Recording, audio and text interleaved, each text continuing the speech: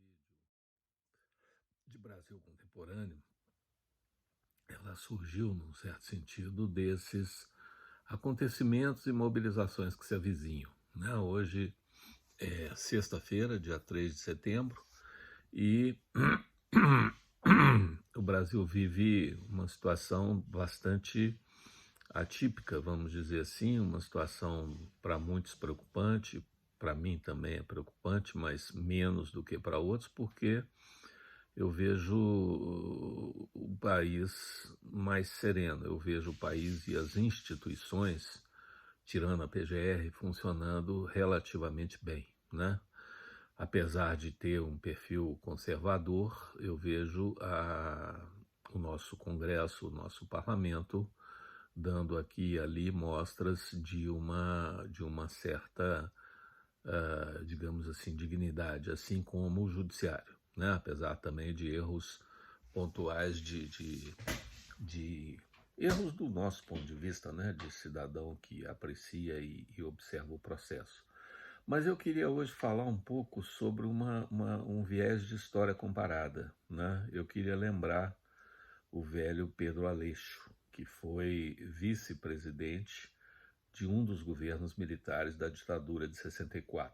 Né? Ele era um civil conservador da UDN, né? Um partido que foi criado. São os paradoxos brasileiros, né? Como vocês já leram e eu já gravei em vídeos anteriores, a UDN era efetivamente uma alternativa democrática a uma ditadura, porque o Vargas de 37 a 45 era um ditador, né? Não adianta dourar isso dizendo que ele agora, que ao final ele deu direitos aos trabalhadores. Primeiro porque direito ninguém dá, né? Direito se tem. E segundo porque foi tudo um processo de uma grande manipulação. A própria CLT, o Lula, quando ainda era sindicalista, ele sempre dizia, né, que a CLT era o AI-5 dos trabalhadores, né? E não sem razão, né? Havia ali uma série de mecanismos de controle, de adesão, né, adesão forçada a um sistema trabalhista que acabou sendo a alma do PTB que Vargas criou, né, e que durante algum tempo foi um partido que tinha lá a sua dignidade, tinha lá a sua posição mais à esquerda, inclusive quando abrigou o clandestino Partido Comunista nas suas fileiras, né? Mas talvez hoje o PTB, presidido por Bob Jeff, né, o Roberto Jefferson, ele esteja fazendo um turnã histórico e voltando a certas perspectivas originais, que é o de ser o braço auxiliar parlamentar de um ditador, né? E isso é importante numa perspectiva comparada, porque o Brasil avançou e evoluiu muito nos últimos anos, ele caminhou no sentido da democracia, teve vários governos sinceramente comprometidos com a democracia, e é claro que essa é uma tese polêmica, porque a gente se acostuma muito a combater a fisiologia e a corrupção, elas têm mesmo que ser combatidas, mas num certo sentido até o Centrão é democrático, né? O Centrão precisa da democracia para melhorar o seu mexer, né? Ele não é um partido que viva bem numa ditadura, porque numa ditadura não há negociação, não há compra de deputado, não há. Uma ditadura é uma ditadura, né?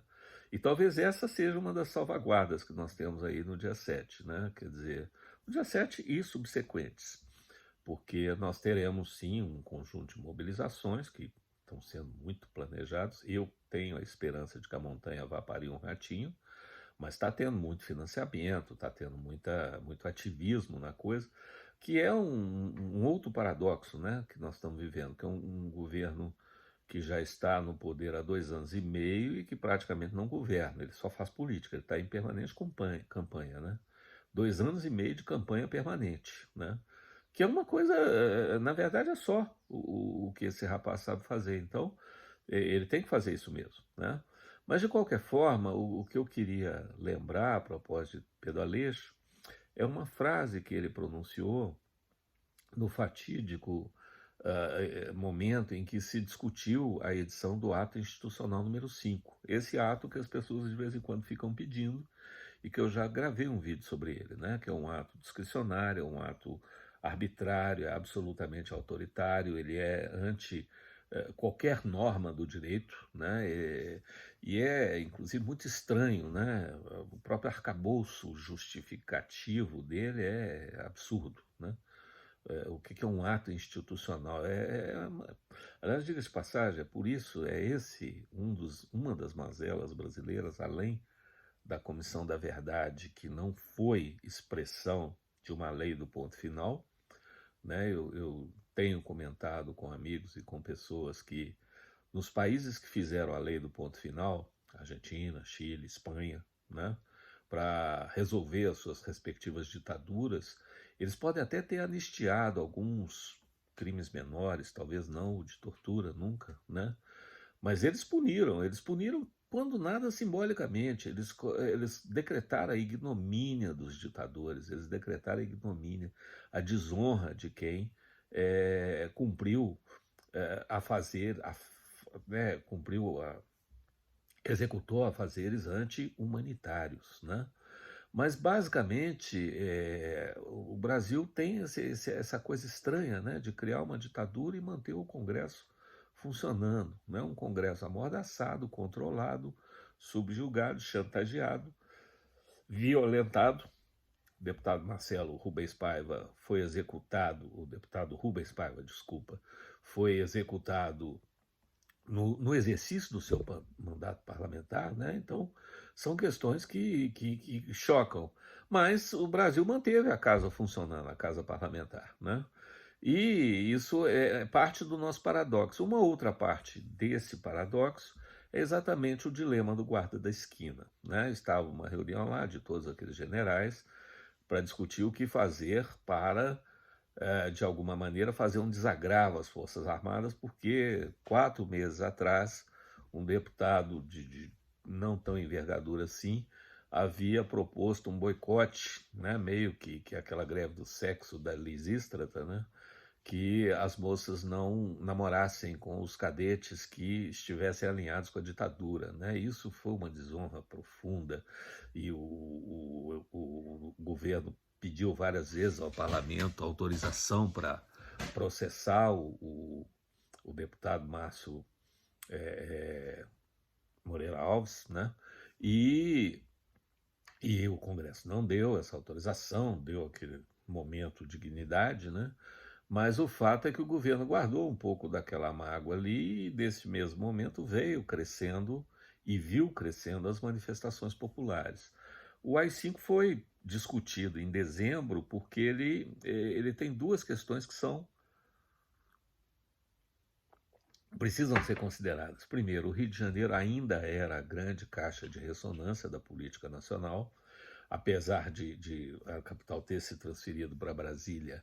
O Rio ainda era o centro político, porque havia muitas instituições, sede do Banco do Brasil, sede de Petrobras, sede de organismos culturais, tanto que durante muitos anos, né, era uma coisa estranha, tá? A cota de passagens aéreas dos parlamentares, além das passagens para o seu respectivo estado de origem, ela incluía uma passagem mensal para o Rio de Janeiro. Era uma coisa expressão ainda de que ainda havia um establishment importante no Rio de Janeiro.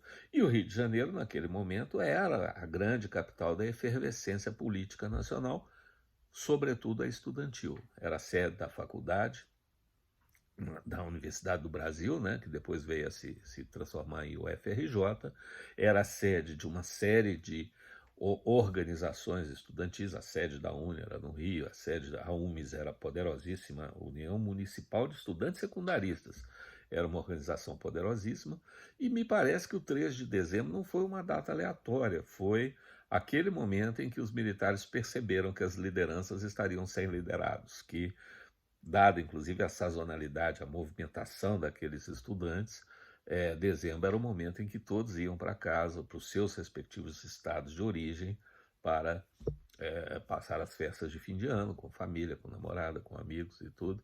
Então, o 3 de dezembro não é uma data gratuita na minha leitura. Inclusive, na véspera, no imediato, pré-3 de dezembro, não teve nenhuma grande comoção. A passeata de 100 mil foi lá 3 meses atrás, desculpa, 6 meses atrás. Então, eu tinha ali, sim, uma resposta, né, ao AI-5. Mas o que eu queria mesmo resgatar, que é um grande mote para deixar vocês pensarem, talvez esse seja um dos últimos vídeos para vocês refletirem, mas o mote do Pedro Aleixo me parece interessante, né? Então estava toda aquela generalada lá reunida para discutir o AI-5, alguém trouxe a proposta de redação, acho que foi o Chiquinho Malvadez e tal, ou alguém daquela estirpe, e todos leram, todos ficaram muito, né, impressionados e tudo. Teve um que esboçou lá um ensaio de consciência, depois falou, bom, as favas, os escrúpulos de consciência e tal, mas o Pedro Aleixo foi o único voto contrário, né? Um liberal, conservador, da UDN, né? Um mega líder da UDN, não foi por acaso que chegou à vice-presidência. Aliás, essa mania que o Brasil tem de colocar mineiro na vice-presidência é uma coisa que precisa ser melhor estudada, né? É o Estado meio que, talvez ainda simbolicamente, ele seja um ponto de equilíbrio, né? Mas, de qualquer maneira, é o ponto de equilíbrio buscado, né? E perdão. E de alguma maneira o Pedro Aleixo, quando viu aquele texto, ele falou, Excelência, dirigindo-se ao presidente, Excelência, eu não tenho a menor dúvida de que nenhum dos homens desta sala seria capaz de implementar este ato dentro dos nossos propósitos revolucionários. Ele era daqueles que chamava o golpe e a ditadura de revolução. Mas a minha dificuldade é quando esse ato chegar no guarda da esquina, né? E o antropólogo acrescentou, e no porteiro do prédio, né? Em que qualquer um que se revista de uma certa autoridade ou que se julgue revestido de uma certa autoridade resolva exercer o poder de Estado em nome do AI-5. E foi basicamente isso que aconteceu, né? O AI-5 chegou ao guarda da esquina, né? Hoje nós vivemos uma situação que é, sim, sob muitos aspectos preocupantes, sobretudo na vida cotidiana, né? Primeiro porque o guarda da esquina chegou ao poder, né? O atual ocupante da cadeira da presidência é o guarda da esquina, né? Ele nunca teve uma carreira nas Forças Armadas, nem teria, não teria condições, não tinha os atributos necessários. Nunca teve respeito dos pares nos 29 anos de atividade parlamentar, né? Mas era uma pessoa que quer exercer esse poderzinho do guarda da esquina, né? Aquilo que muitos chamam a síndrome das pequenas alturas, né? Ou a vertigem das pequenas alturas. É basicamente isso que nós estamos vivenciando. Qualquer um que tem um porte de arma, que tem o direito de estar armado, e eu estou me referindo às corporações militares estaduais, sobretudo, e talvez abaixa a oficialidade das Forças Armadas e mesmo aos praças, né? Qualquer um nessa condição agora está se arvorando no direito de defender algo que eles chamam de a liberdade, né? O eixo vai ser a defesa da liberdade, como se eles tivessem qualquer compromisso com a liberdade, o que não é a expressão da verdade. Então, me preocupa, na verdade, o que hoje me preocupa é o guarda da esquina, né? São os desdobramentos desta mobilização que nós estamos assistindo aí ser construída sobre a nossa vida cotidiana, sobre a nossa democracia, sobre os extermínios de populações, sobre o aumento da tortura que se pode praticar com essa suposta legitimação de uma autorização pública, né? De uma legitimação que vem do alto. E que foi o grande problema que o Pedro Aleixo apontou, né? Ou seja, estejamos atentos ao guarda da esquina, porque ele é uma ameaça real.